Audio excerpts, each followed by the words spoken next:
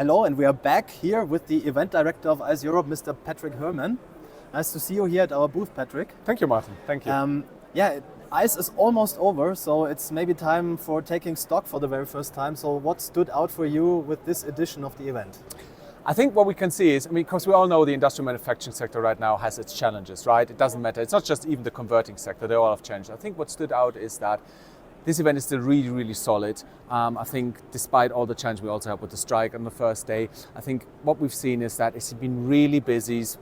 We had good feedback from customers. Our steering group this morning was really positive about the event. So what we can see is that it's still really busy. There is high demand. And what I think is the most important thing, there is still loads of equipment here, loads of kit. Customers are still very willing to bring equipment because that's what this show is about. You know, the touch and feel that, because you can look at products in a brochure, that's absolutely fine, but you can actually see, touch and feel the products. I think that's very much what's still happening here. Yeah, and this is what we've seen as well in our tour over the booths and everything. So from the technology point of view, what stands out for you?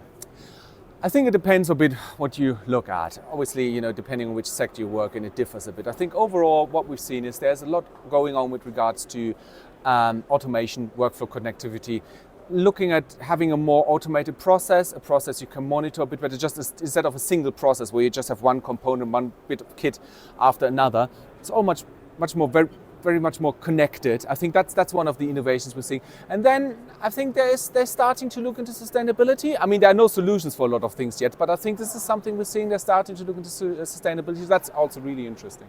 All right, and moving forward, obviously, after ICE is before the ICE. So what is your takeaway for the next editions of the events? I think one of the things we will be looking at is the international aspect of the event. I mean, this is a very strong European event with an international touch. I think what we want to do is grow in the international sector, which again, especially with the strike, has been a bit challenging because we had good registration numbers from the overseas sector, but in the end of the day, because of the strike, didn't come into fruition. And that's one of the things we want to look at. And then the next thing is what we will be looking at, and that was very much a demand of, are there any other sectors that we could implement it in, so without diluting the event, because I think we need to keep the event in its core as it is. The question is, what can we add? And that depends a bit on what the future demands and what's going to be developing in the future. So thank you so much for these insights, Ms. Patrick Herman, and